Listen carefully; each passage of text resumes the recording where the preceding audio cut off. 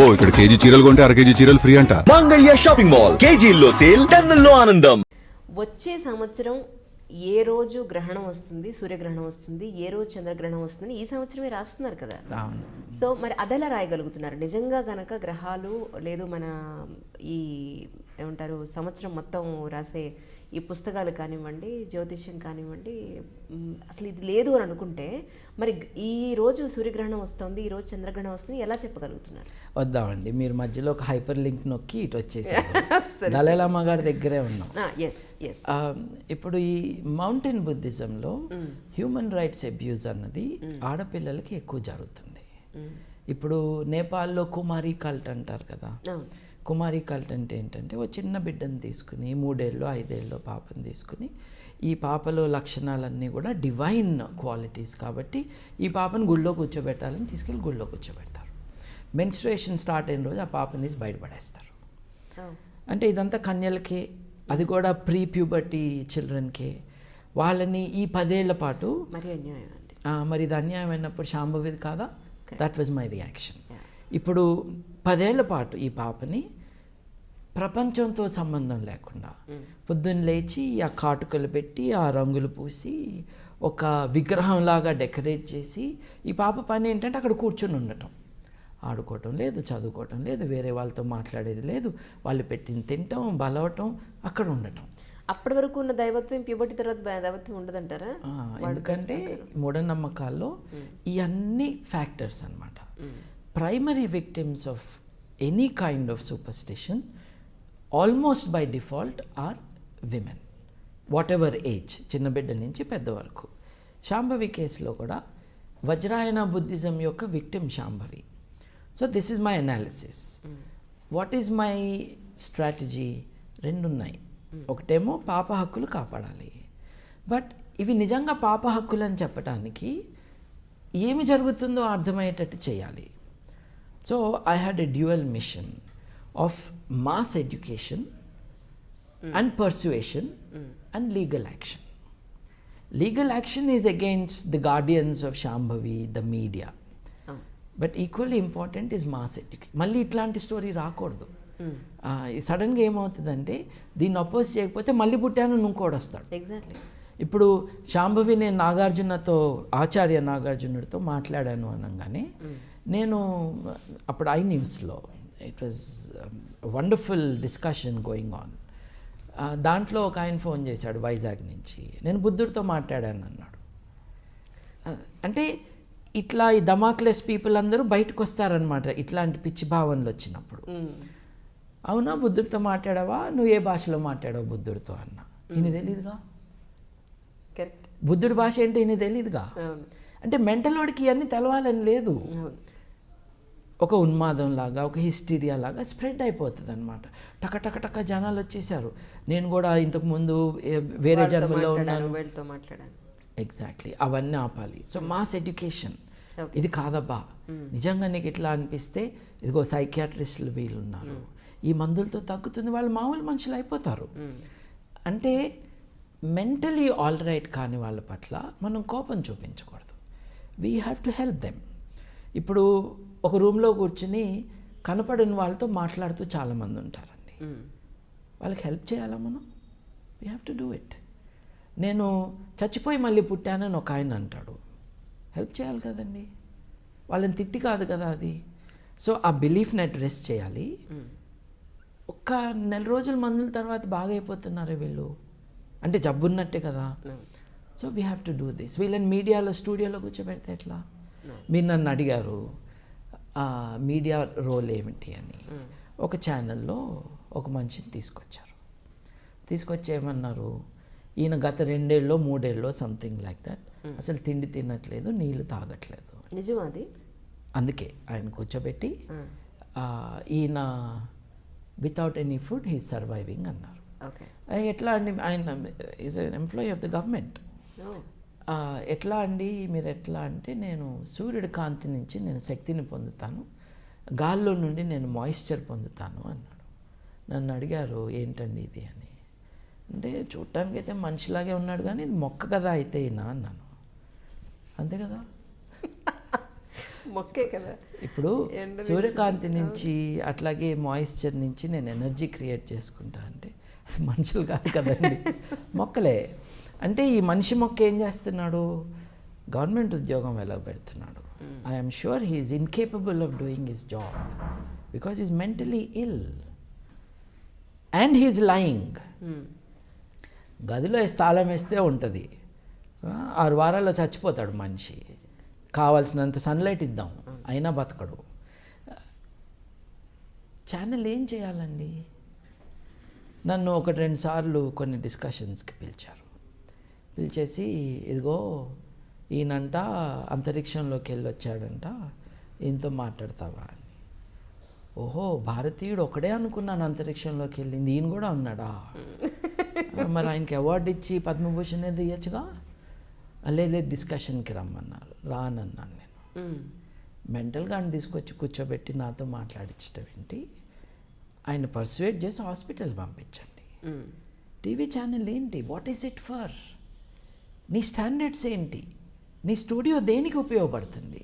పిచ్చోళ్ళని కూర్చోబెట్టడానికా? అంటే మెడికల్ సైన్సెస్లో పిచ్చి అన్నదానికి రియల్ డెఫినేషన్ లేదండి, అట్లా వాడేస్తున్నాం. Basically if you have lost connection with reality you must be help to regain that sanity.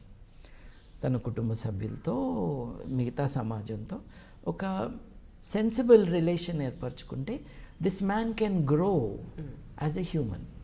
కాదంటే ఇట్లాంటి అపోహలతో నేను అంతరిక్షంలోకి వెళ్ళొచ్చానంటే మీరు నమ్ముతారండి? నమ్మరు కదా. నన్ను స్టూడియోలో కూర్చోబెడితే ఎట్లా అండి? ఇప్పుడు he is not well, show some sympathy, don't use him as a circus animal. ఇప్పుడు సాటి మనిషి పట్ల సింపతి కూడా ఉండాలి, love and sympathy. That man is in distress, he doesn't know it because he is so ill, you have to help the person. So ఇట్లాంటివి జరుగుతూ ఉంటాయి. Same thing with the Dalai Lama matter. So on the one hand educate the people. చచ్చిపోయిన వాళ్ళు మళ్ళీ పుట్టరు అంటమే మన ఇచ్చే education. అందరికి అర్థమయ్యేటట్టు చెప్పాలి కదా. ఆదివారం చికెన్ తిన్నావా? తిన్నాను. అది మళ్ళీ పుడితే ఏం చేస్తా? మేకను తిన్నావా? ఇప్పుడు నువ్వు జీవితంలో తిన్న ఈ 200 మేకలు 200 కోళ్ళు కలిసి ఓ సైన్యమై నిన్నొచ్చి పొడిస్తే పుడుతున్నాయిగా మళ్ళీ తిరిగి. నువ్వే చెప్తున్నావుగా పుట్టినాక మళ్ళీ మెమరీ ఉంటుందని. అరే ఈడరా నన్ను తిన్నదే అని వచ్చేసి పొడిచేస్తే బతుకుతావు నువ్వు అంటే నవ్వు వస్తుంది, కానీ ఆలోచిస్తారు కదా. అవును కదా. సో పునర్జన్మ అన్నది లేదు. కొంచెం ఈ మూఢనమ్మకాలన్నింటికీ కూడా మూల కారణం అవిద్య అనేదని అక్కడే మెయిన్ చేయాల్సిన పని ఉంది అని మీకు అనిపించలేదా? లేదండి, మూఢనమ్మకాలకి మెయిన్ కారణం అన్నది అజ్ఞానం అండి. అజ్ఞానము అవిద్య ఒకటి కాదండి. కామన్ సెన్స్ లేని అజ్ఞానం ఏదైతే ఉందో దానికి దోహదం బాగా చేసేది మతం అండి. ఇప్పుడు ఆత్మ ఉన్నదని చెప్పినాకనే కదా పునర్జన్మ అన్నది. ఆత్మకి డిస్ట్రాక్షన్ లేదన్నాకనే కదా. శరీరం డిస్ట్రాయ్ అవుతుంది, ఆత్మ కాదని చెప్పారు కదా. కాబట్టి శరీరం వెళ్ళిపోయినా కొత్త చొక్కా కొనుక్కున్నట్టుగా కొత్త శరీరాన్ని తెచ్చుకుంటుంది ఆత్మ అంటారు. అలా అనుకుంటే ఇప్పుడు మరి మీ చెప్పిన దాని ప్రకారం భగవద్గీత అబద్ధమే అనుకోవాలా, రామాయణం కూడా అబద్ధమే అనుకోవాలా మనం? ఎందుకంటే అందులో చెప్పారు కదా, ఈ శరీరం మట్టిలో కలిసిపోతుంది, ఆత్మ అనేది అలాగే ఉంటుంది, ఆత్మ మళ్ళీ వేరే రూపాన్ని సంతరించుకుంటుంది అని మన భగవద్గీతలో కానివ్వండి ప్రతి పురాణాల్లో చెప్తూనే ఉన్నారు. మీరు రామాయణం చదివారండి? మీరు? నేను చదవలేదు సార్. చదవలేదు. భగవద్గీత చదివారండి? లేదు. అందరూ చెబితే మరి ఎట్లా అండి? చదవకుండా అందరు ఇట్లా మాట్లాడితే రామాయణంలో ఇది లేదండి. నేను చదివానండి. అందరూ చెప్తే వినడమే. ఇప్పుడు ప్రవచనాలు చెప్తున్నారు, ఆ ప్రవచనాలు వినడమే. వాళ్ళు చదివారండి? వాళ్ళు చదివారండి? చదివిన విషయం ఆలోచించారండి? అది కూడా అడుక్కోవాలి మనం. ఇప్పుడు ప్రవచనాలు చెప్తాడు ఒక ఆయన, పెద్ద ఆయన, చాగంటి గారు. ఇప్పుడు వారు ఏమన్నారు, స్నానం చేసి బకెట్లో కాసిన నీళ్ళు వదిలి దాంట్లో తుండుగుడ్డ పెట్టు, నీ భార్య వచ్చి ఆ నీళ్ళన్నీ పిండి పోస్తే నీకును నీ భార్యకి ఆరోగ్యం. ఏంటండి నాన్ సెన్స్? ఇవి ప్రవచనాల అసలు కాదు కదా. What has it to do with spirituality? Nothing. కాకపోతే భగవద్గీతలో ఉంది, రామాయణంలో లేదు. That's why I'm saying. ఇప్పుడు నా పవిత్ర గ్రంథాన్ని నేను డిఫెండ్ చేస్తాను, వాళ్ళు ఒకసారి చదవాలి కదా. ఇది నిజాయితీ కదా. నిజంగా నా మతానికి నేను వాల్యూ ఇచ్చి గౌరవం ఇస్తే ఆ మతం ఏమంటుందో బాగా చదవాలి. అలాగే ఆ మతంలో వచ్చిన సంస్కరణలు ఏంటో కూడా తెలుసుకోవాలి. ఇప్పుడు మతం అంతా ఒరిజినల్గా బాగానే ఉంటే సంస్కరణలు ఎందుకు మీరు ఆహ్వానిస్తున్నారు? మతం అంతా బాగా ఉంటే పని లేదు. లేదు కదా. శంకరాచార్యుని ఎందుకు మెచ్చుకుంటున్నారు, తర్వాత రామానుజాచార్యుని ఎందుకు మెచ్చుకుంటున్నారు, తర్వాత బసవన్న గారిని ఎందుకు మెచ్చుకుంటున్నారు? ఏదో బాగాలేదనేగా వాళ్ళు వచ్చింది. వేదాలంతా బాగా ఉంటే ఉపనిషత్తులు ఎందుకు వచ్చాయి? వేదాలు ఉపనిషత్తులు సేమ్ థింగ్స్ చెప్పట్లేదు కదా. మన భావాల పట్ల, మన మతం పట్ల, మన నమ్మకాల పట్ల గౌరవం ఉండాలి. గౌరవం అంటే ఏంటి? అవి ఏం చెప్పినాయో చదువుకోవాలి. సో మీ ప్రశ్న ఏంటంటే ఈ వీటిల్లో ఉన్నాయన్నీ కరెక్టా అని. ఏదైనా కరెక్టో కాదో చెప్పడానికి, బేరీజ్ వేయటానికి మనకున్న యార్డ్ స్టిక్ ఏంటంటే అది వాస్తవంగా ఉందా లేదా, అంతే కదండి. వాస్తవంలో ఆత్మల్ని ఇప్పటిదాకా చూడలేదండి, ఎక్కడా చూడలేదు. మొన్న మీరు యూట్యూబ్లోనే దొరుకుతాయి. ఇప్పుడు ఆత్మలు ఎక్కడ కనిపించినాయి అంటే ఫోటోషాప్ చేసేవాడు దుకాణంలో, యూట్యూబ్లో దొరుకుతాయి. దయ్యంతో సెల్ఫీ తీసుకునే ప్రయత్నం చేశారు గోగినేని బాబు గారు మొన్న ఊళ్ళో, కానీ ఆ దయ్యం చాలా క్లియర్ కనిపించిందట కదా మీకు చెప్తున్నారు. ఆవిడ రాలేదుగా. ఇక్కడ చూడండి, దయ్యాలన్నీ ఆడదయ్యాలే. మీకు ఎప్పుడన్నా అనిపించిందా ఏంటి మగ దయ్యం ఎక్కడా లేదు, దయ్యాలన్నీ ఆడదయ్యాలే అని? మంచి చేసే దయ్యం ఉందా? లేదు కదండి. మంటలు పెట్టే దయ్యం, మగాళ్ళను వశపరుచుకునే దయ్యం, అది మోహిని పిశాచం కావచ్చు, కొరివి దయ్యం కావచ్చు, మోస్ట్లీ దయ్యాలన్నీ ఆడవాళ్ళు. కానీ మీరు అది ప్రూవ్ చేసిన తర్వాత ఆ విలేజ్లో మొత్తం అందరూ వెనక్కి వచ్చారండి? వచ్చారు. రియలైజ్ అయ్యారు ఆ విషయంలో ఇదనే దయ్యం ఎందుకు కారండి తమ ఇంట్లోంచి బయటికి వెళ్ళిపోయారు. They evacuated there homes in peace times. కానీ అది మాత్రం మెచ్చుకోవాల్సిన విషయం సార్. మీ విషయంలో ఒక పొలిటికల్ పార్టీ చేయలేకపోయింది, ఒక అధికారంలో ఉన్నవాడు చేయలేకపోయారు, ఒక మతస్థులు చేయలేకపోయారు, మీరు మాత్రం అచీవ్ చేశారు. ఎందుకంటే దెయ్యం ఉందన్న భయానికి గ్రామం మొత్తం ఖాళీ చేసి వెళ్ళిపోతే మీ మాట మీద మీరు అక్కడ ఒక నైట్ 2 నైట్స్ అక్కడ వన్ నైట్ ఉండి దాన్ని మీరు ప్రూవ్ చేసి ప్రజలందరినీ మళ్ళీ నమ్మించి వాళ్ళ ఇళ్ళకి వెనక్కి తీసుకురావడం అంటే చాలా పేషెన్స్తో కూడుకున్న విషయం. అసలు ఎంత ఎనర్జీ కావాలి. ఇట్ ఈజ్ ఆల్సో ఫన్ అండి. అండ్ నేను ఒక్కనే కాదండి, 25 మంది యంగ్స్టర్స్ వచ్చారు, కొంతమంది ఏజ్డ్ పీపుల్ వచ్చారు, 70 ఏళ్ళు నిండిన వాళ్ళు, దాసరి విజయానంద్ గారు, అంటే పేర్లు చాలా చెప్పచ్చు నేను, కృష్ణారావు గారు, మూర్తి గారు, వీళ్ళందరూ కూడా they are not 50 or 60, they are beyond that. వాళ్ళు కూడా వచ్చారు. ఎందుకు వచ్చారు? దయాన్ని చూడటానికి వచ్చారు కాదే. ఇవన్నీ లేవు అని చెప్పి ఎవరిళ్ళకి వాళ్ళని రప్పించడానికి వచ్చారు. చూడండి, బజార్లో గోలగా ఉంది, రక్షణ కోసం ఇంట్లోకి వెళ్తామండి. మన ఇంట్లో తలుపేసుకుంటే వీఆర్ సేఫ్ అనుకుంటాం. అట్లాంటిది ఇంట్లో డేంజర్ ఉందని ఇంట్లోంచి పారిపోయిన వాళ్ళు వీళ్ళందరూ. It's a social disaster, it's a terrible situation. అంటే వీటన్నిటికీ కూడా ఇందాక నేను మీతో ఈ విషయం గురించి మాట్లాడుతున్నప్పుడు గుర్తు చేశాను. బ్యాడ్ ఎఫెక్ట్స్ తీసుకొచ్చే గ్రహం శని గ్రహం. దానికి శూద్ర కులం అంటే కులాన్ని తీసుకొచ్చారు. నిజంగా ఒక దయ్యం ఉందనుకున్నాం, ఆ దయ్యం ఆడదయ్యం, ఆడవాళ్ళ పట్ల ద్వేషం. You see the components into this belief. నువ్వు మూఢనమ్మకాలకు వ్యతిరేకమా అంటే నో, కల్చరల్ బ్యాక్వర్డ్నెస్కి వ్యతిరేకం. ఈ కల్చరల్ ఐడియాస్ అన్నిటినీ కూడా మూఢనమ్మకాల్లో you see the strongest expression of that. ఎదుర్కోవాలి కదండి. మరి ఇంకేదైనా నమ్మండి మీరు, ఆడ మొగ ఈక్వల్ అన్న వాళ్ళు ధర్నా చేసి మాకు మొగదయ్యాలు కూడా కావాలని అడగాలి. లేకపోతే ఎట్లా అండి? ఇన్ఈక్వాలిటీ కాదు ఇది, సమానత్వం కావాలి కదా అందులో కూడా. సో ఈ నమ్మకాలన్నిటినీ కూడా we have to challenge and question. ఎందుకు? To improve our lot. ఇప్పుడు ఇట్లాంటి ప్రశ్నలు వేసుకున్న కారణంగానే వేరే సమాజాలు ముందుకెళ్ళినాయి. మనం 200 దేశాలు, రఫ్లీ 200 దేశాలు ప్రపంచంలో ఉంటే మనం 146లో ఎందుకున్నాము? నెంబర్ 1లో ఎందుకు లేము? 146లో ముందు వెనక చూసుకుంటే ఆఫ్ఘనిస్తాను, రువాండాను, నైజీరియాను, పాకిస్తాను, బంగ్లాదేశ్ ఉన్నాయండి మన చుట్టుపక్కల. జియోగ్రాఫికల్గానే కాదు, కల్చరల్ అచీవ్మెంట్స్లో, హక్కుల విషయంలో, మన స్టాండర్డ్ ఆఫ్ లివింగ్లో, ఈ హ్యూమన్ డెవలప్మెంట్ ఇండెక్స్లో మనం వెనుకబడి ఉన్నాం. మనం ఎంతకాలం అబద్ధాలు చెప్పుకుంటాము, మనం చాలా గొప్ప దేశము, మనల్ని కొట్టే దేశం లేదు, మనం నాలెడ్జ్ ఎకానమీ అని. ఇప్పుడు 65% of the country is literate, అంటే 35% ఈజ్ నాట్. That's true. దాని అర్థం ఏంటో తెలుసా అండి? భారతదేశానికి స్వాతంత్రం వచ్చినప్పుడు 33 కోట్ల మంది మనకి జనాభా.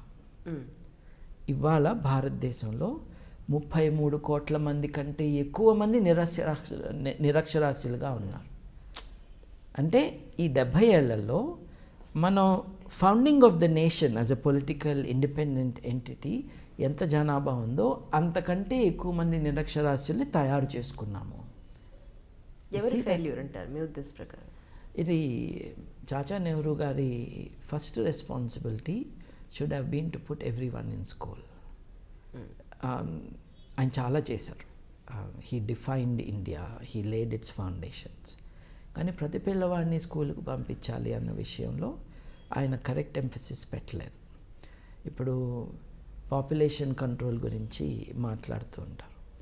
బెస్ట్ కాంట్రాసెప్టివ్ ఈజ్ ఎడ్యుకేషన్ అని చెప్పారు. కరెక్ట్. చదువుకుంటే ఆ ఇంట్లో 10 మంది పిల్లలు పుట్టరు, 2-3 పుడతారు. It is the best contraceptive. It is the experience of the world. అది చేయలేదు, ఇది చేయలేదు. ఆయనేమో మినిస్టర్గా రాజ్కుమారి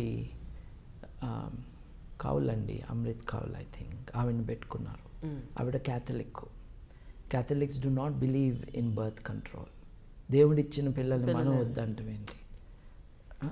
ఇట్లా చేసి ఆవిడ ముందుకు తీసుకెళ్ళనివ్వలేదు. నెహ్రూ గారికి ఒక కుమార్తెని, కానీ ఆయన దీనిపైన పెట్టాల్సిన ఎంఫసిస్ పెట్టలేదు. So this has been a disaster. But మీరు చెప్పిన దాని ప్రకారం అంటే ఇందాక మనం అక్కడ మధ్యలో ఆగిపోయినట్టున్నాం. దలైలమ్మ ఆయన అక్కడే కూర్చోబెట్టాం, దలైలమ్మ గారు మళ్ళీ వెళ్ళాలి ఆయన దగ్గర. వెళ్ళాలి. అది మీరు కన్క్లూడ్ చేసేస్తే నెక్స్ట్ దానికి వెళ్దాం. అంటే దలైలమ్మ దగ్గర యాక్చువల్లీ ఆయనతో మీకున్న అబ్జెక్షన్ ఏంటి? అదే ఇప్పుడు అంటే ఆయన అక్కడ కొండ మీద వదిలేసాము టిబెట్లో. ఆయన పట్ల ఉన్న ఈ బ్లైండ్ బిలీఫ్ ఎట్లా ఉండేదంటే, Tibet was a feudal nation. దేన్నైతే మనం వదిలేద్దాము అని అనుకున్నాము కొన్ని వందల సంవత్సరాల క్రితం భారతదేశంలో ఉండేదో, ఆ ఫ్యూడల్ వ్యవస్థలో ఆయన మలమూత్రాలను కూడా పవిత్రంగా భావించే దేశంలో ఆయన రాజు. Is a religious leader and also a temporary. ఇప్పుడు ఎలా ఉంది సార్ పరిస్థితి అక్కడ? వస్తున్నానండి. ఆయన అక్కడి నుంచి ట్యాక్సీలు కట్టమన్నప్పుడు ఆయన అక్కడి నుంచి పారిపోయి మన దేశం వచ్చాడు. కేవలం అదే కాదు, చైనా దురాగతాల్లో టిబెట్ ఆక్యుపేషన్ కూడా ఒకటి. Okay. China has occupied Tibet. It need not have, it should not have. అది జరిగింది కదండి. అప్పుడు టిబెట్ యొక్క స్వాతంత్రం కోసం a wonderful representative was Dalai Lama. ఆయనకి గ్రేట్ పబ్లిక్ రిలేషన్స్, బాగా నవ్వుతాడు.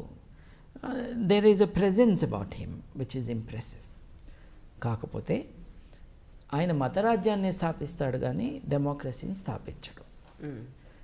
ఒకటి అదైతే, దలైలామా అనే ఆయన అందరూ బుద్ధిస్టులకి రిప్రజెంటేటివ్ కాదు అన్నది ఒక విషయం.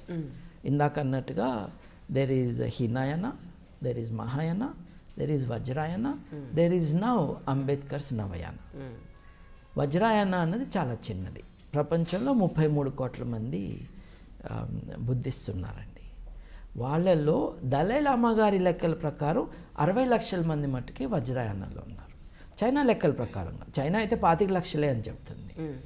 దలైలామా గారు చెప్పింది ఏంటి అంటే వజ్రాయన బుద్ధిజంలో 60 లక్షల మంది ఉన్నారు అని. ఈ 60 లక్షల మంది అందరూ దలైలామా వెనకలేరు. దాంట్లో 4 స్కూల్స్ ఉన్నాయి. 4లో గెలూక్పాకి ఈయన head, and that's the second largest sect of వజ్రాయన.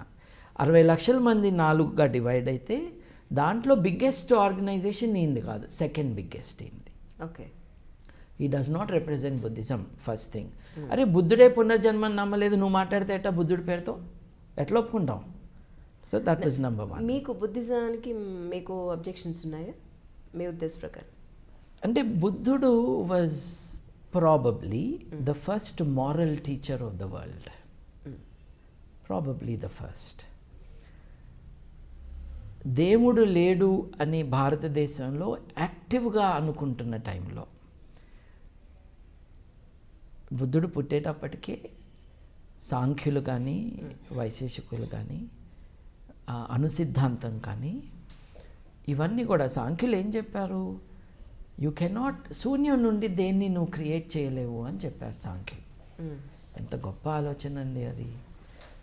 ఈ విశ్వం అంతా కూడా పదార్థంతో నిర్మించబడింది, ఆ పదార్థం అన్నది అణువు అని కణాదుడు చెప్పాడు.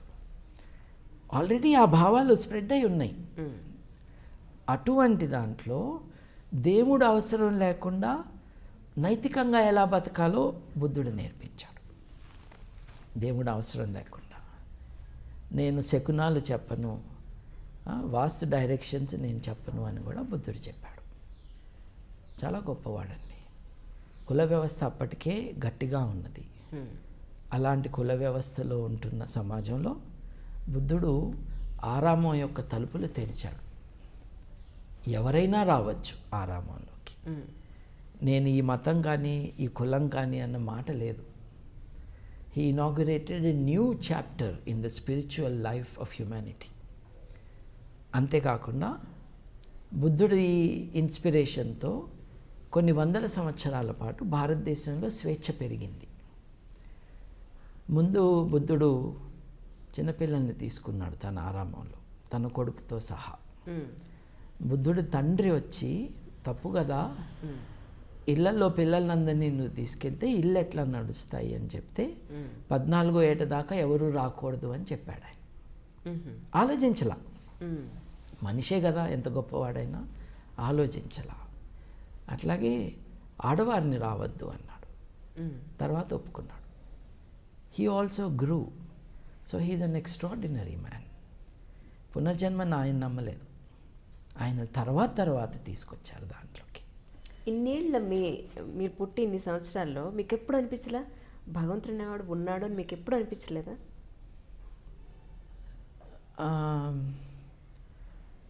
స్కూల్ డేస్లో అప్పుడప్పుడు ఫ్యూ టైమ్స్. స్పెషల్గా నాకు మ్యాథ్స్లో ఫస్ట్ రావాలని నిజంగా వచ్చిందండి పూజ చేస్తే. అంటే ఏంటంటే నాది తెలుగు ఫస్ట్ లాంగ్వేజ్ అండి. అది ఫస్ట్ లాంగ్వేజ్ కాదు, second language in school. Okay. Special English పిల్లలు ఉండేవాళ్ళు మా స్కూల్లో, వాళ్ళేమో ఇంగ్లీష్ చేసేవాళ్ళు. సో తెలుగులో మ్యాక్సిమం మార్క్స్ 60-65 వస్తాయండి. స్పెషల్ ఇంగ్లీష్లో 75-80 వస్తాయి. సో వాళ్ళకి అక్కడ 15 మార్కులు అడ్వాంటేజ్ ఉండేది. తర్వాత హిందీ, మనకేమో హిందీ బాగా రాదు. పైగా మా నాన్నగారేమో ఇంపోజిషన్ ఆఫ్ హిందీకి వ్యతిరేకులు. ఓకే. చక్రవర్తి రాజగోపాలాచారి గారి ఇన్స్పిరేషన్ ఆయనకి. సో ఒక జాతి మీద, ఒక కమ్యూనిటీ మీద ఒక భాషని రుద్దటం అన్నది తప్పు.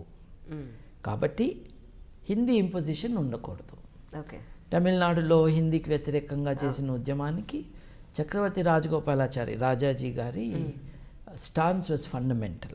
ఆయన ఇన్స్పిరేషన్తోనే కదా మీ పేరు కూడా రాజాజీ, నా పేరులో కూడా పెట్టారు. చూశాను సార్ మీద.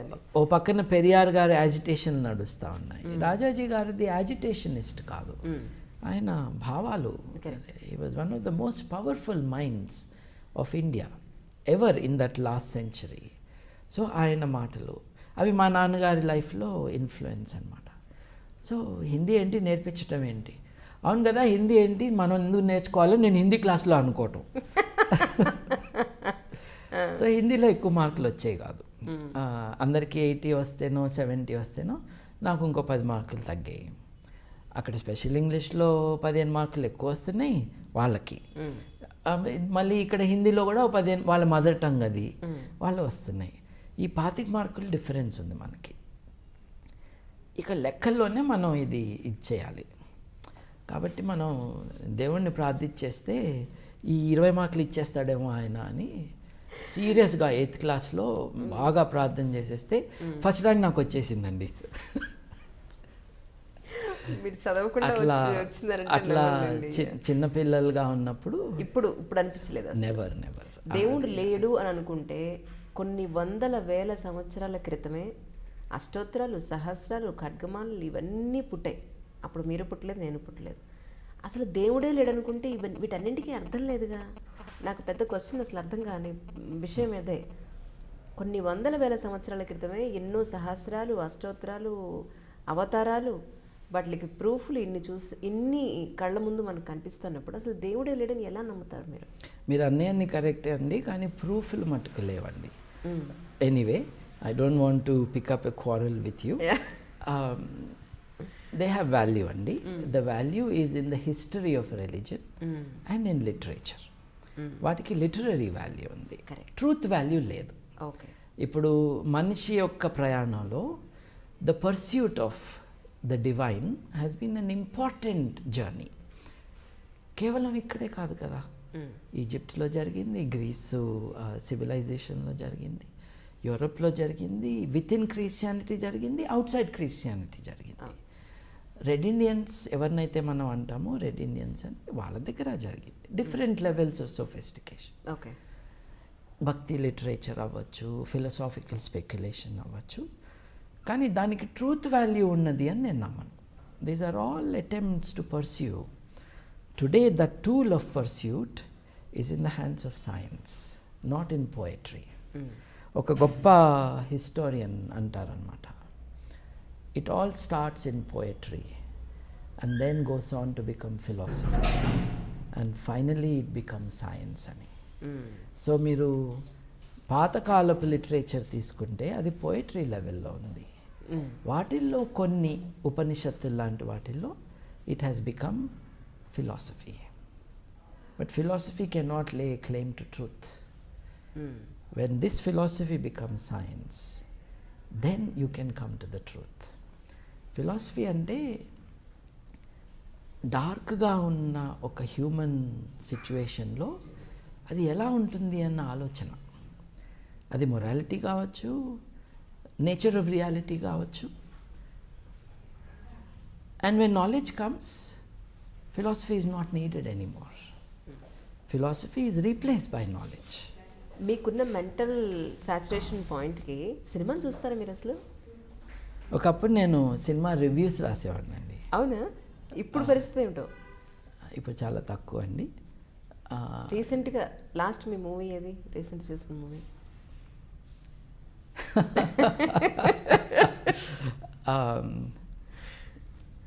మా బాబును నా వైఫ్ ఇద్దరు చిన్నపిల్లలే, ఇద్దరు కలిసి జాంబీ సినిమాలు చూస్తూ ఉంటారు. అట్లా నేను మా ఇంట్లో సినిమాలు ప్లే అవటం చూశాను, కానీ I never sat down to watch. Okay. నిజానికి దీనికి ఎవరు మీనింగ్ చూడకూడదు, మీరు అన్నారు కాబట్టి చెప్తున్నాను. ఓకే. నేను చూసిన లాస్ట్ 2 ఫిల్మ్స్ తెలుగులో ఓకే సినిమా హాల్కి వెళ్ళి చూసినవి 2 పవన్ కళ్యాణ్ సినిమాలు. మీరు అని ఫ్యాన్ అని చెప్పుకోవచ్చా? లేదండి, I'm not a fan of any film actor. Okay. I'm not even interested in their personal lives or political ambitions. కానీ చూసినవి అవి. ఓకే. ఒకసారి ఊరెళ్తే అత్తారింటికి దారేది సినిమాకి అందరూ వెళ్తుంటే నేను వెళ్ళాను. ఓకే. అంతకుముందు గబ్బర్ సింగ్ సినిమా నంబర్ 1 అది చూశాను. ఇవే నేను చాలా తక్కువ సినిమాలు చూడటం. నిజానికి సినిమా చూడటం నేను మానేసిన కారణం లైన్లో నుంచుని టికెట్ కొనుక్కోవాలి అన్న కారణంగా నేను వెళ్ళలేదు. ఏదో తప్పు చేసిన వాళ్ళలాగా అక్కడ లైన్లో నుంచుంటే ఒక గుర్ఖా వచ్చి కర్ర పట్టుకుని నువ్వు ఇట్లా నుంచో అట్లా నుంచో అని డైరెక్ట్ చేస్తూ ఉంటే I did not relish that experience. ఇప్పుడంటే మీరు నెట్లోనే బుక్ చేసుకోవచ్చు. కానీ ఇంట్లో నెట్లో బుక్ చేసుకోవక్కర్లా, నెట్లో ఇంట్లోకి తెచ్చుకోవచ్చు సినిమా. That's true. బయటకు వెళ్ళాల్సిన అవసరం లేకుండా ఇంట్లోనే ఉండి చూడొచ్చు. కానీ నేను చూడలేదంటాం నిజమే, కానీ అప్పుడప్పుడు ఎక్స్ట్రాక్ట్స్ సినిమాలు చూస్తూ ఉంటాను. ఐఎమ్ టికిల్డ్ బై బ్రహ్మానందం గారి కామెడీ. అవునా? I'm tickled by it. అప్పుడప్పుడు కొన్ని డిస్టేస్ఫుల్గా ఉంటాయి, కానీ overall they make me laugh. Brahmanandam గారి హ్యూమర్ ఐ ఎంజాయ్ అండి, ఆర్ హిజ్ యాక్టింగ్. అంటే స్లాప్ స్టిక్ కానీ బాడీ షేమింగ్ చేయనివి కూడా ఇంటెలిజెంట్ అండ్ ఫన్నీ డైలాగ్స్తో ఉన్నాయి, కొన్ని ఉంటాయండి. That appeals to me. But overall అంటే నాకు సినిమా అది ఇంట్రెస్టే ఉంది. నేను I have been more interested in European cinema, German and French. So నేను ఇండియన్ ఎక్స్ప్రెస్కి కాలేజ్ డేస్లో ఉన్నప్పుడు I use to right reviews. నేను హైదరాబాద్ ఫిల్మ్ క్లబ్ మెంబర్ని, చాలా దూరం వెళ్ళి సారథి స్టూడియోస్లో ప్రతి వారము కొరియన్ ఫిల్మ్స్, ఇరేనియన్ ఫిల్మ్స్. మీరు లేనిది ఎక్కడని అడగండి. అంటే cinema as an art form, how to tell a story అండి. What is cinema? It's how to tell a story. అది చక్కగా ఎవరు చెప్తారు అన్నది వెతుక్కుంటూ ఉంటాం. Because story is entertaining, sometimes it is ennobling. మనం కథ విని ఆ హాల్ బయటకు వచ్చేటప్పుడు డిఫరెంట్గా బయటకు వస్తాం. సో ఆ ఎక్స్పీరియన్స్ని వెతుక్కుంటూ సినిమాని కూడా నేను దాని పట్ల అట్రాక్ట్ అయ్యి చూడటం అనేది చేసేవాడిని. తర్వాత ఒక Indian Express editor was my student, French student. అదేంటి నువ్వు రాయచ్చుగా మాకు రివ్యూస్ అని అన్నాడు. సరేలే రాస్తానని ఐ డెడ్. నీకు జర్మన్ వచ్చు కదా, జర్మన్ సినిమాలు ఎందుకు రివ్యూ చేయవు అని అన్నాడు. So Fassbinder films, Wim Wender films, అన్ని రకాలు. When we use to organise some of these film retrospectives, ఆ సినిమాటోగ్రఫీ ఏంటి, ఆ ఫిల్మోగ్రఫీ ఏంటి, వీటన్నిటి మీద దృష్టి పెట్టి I would do some unprofessional but interested reviews of these things. మనకేం పెద్ద వచ్చేం కాదు, కాకపోతే భాష వచ్చు కాబట్టి better access to this filmography. అలా అనమాట. ఈ ఎక్స్పోజ్ అయినాక specially Iranian and Korean films అవి చూసినాక Indian films, specially Telugu films చాలా ఇమ్మెచ్యూర్గా ఉంటాయి. సో నేను చూడటం మానేశాను. అంటే వెళ్ళి దెబ్బలు తింటాం దేనికి? They are very very immaturely done. ఆర్ట్లో ఉండాల్సిన సోఫిస్టికేషన్ సినిమాలో కనపట్లేదు. ఎందుకనంటే they are not looking for sophisticated audiences. ఎక్కువ మంది టికెట్లు కొనడానికి ఎవరు వస్తారు అని అనుకుని వాళ్ళు ఇది కోరుకుంటున్నారు అని వీళ్ళు ఇమాజిన్ చేసుకుని they are getting into it. I'm not part of that. So దాంట్లో నేను లేనట్టే సినిమాల్లో. That's how it is. Okay sir, అంటే ప్రస్తుతానికి దళాలమ్మ పరిస్థితి ఏంటంటారు మీ ఉద్దేశ ప్రకారం? ఆయనకి 80 ఏళ్ళు వచ్చినాయండి. ఓకే, మళ్ళీ ఎప్పుడు పుడదామా అని ఆలోచిస్తాను. దళాలమ్మ గారిది I don't wish to be unkind, ఏదో జోక్గా చెప్పాను. దళాలమ్మ గారిని ఒకసారి ఆలోచించండి. ఆయన ఈ శాంభవి తమాషా జరుగుతున్నప్పుడు వెన్ ఐ ఇన్వెస్టిగేటెడ్ 2-3 విషయాలు నా దృష్టికి వచ్చినాయి. దళైలామా వారి లిటరేచర్లోనే ఉంది ఇది, వాళ్ళ రెగ్యులర్ పబ్లికేషన్స్లో. ఒకటేమన్నాడంటే, నేను ఈసారి చైనాలో పుట్టను, ఈసారి నేను మేబీ ఇండియాలో పుడతాను. ఏంటండి ఇదన్నా టికెట్ కొనుక్కుని వెళ్ళటమా? నేను చచ్చిపోయినాక ఈసారి చైనాలో పుట్టను, నేను ఇండియాలో పుడతాను. అరుణాచల్ ప్రదేశ్లో డిస్ప్యూటెడ్ టెరిటరీ ఉంది, ఆత్మకి తెలుస్తుందా ఏది డిస్ప్యూటెడో ఏది కాదో? అదన్నాడు. ఏంటి తమాషాగా ఉంది అని. తర్వాత ఏమన్నాడు, మేబీ సౌత్ ఇండియా, అదేదో వెకేషన్ స్పాట్ లాగా సౌత్ ఇండియాలో పుడతానేమో అన్నాడు. తర్వాత మగపిల్లాడిగా పుట్టాల్సిన అవసరం లేదు, ఆడపిల్లగా కూడా పుట్టచ్చు నేను అని అన్నాడు.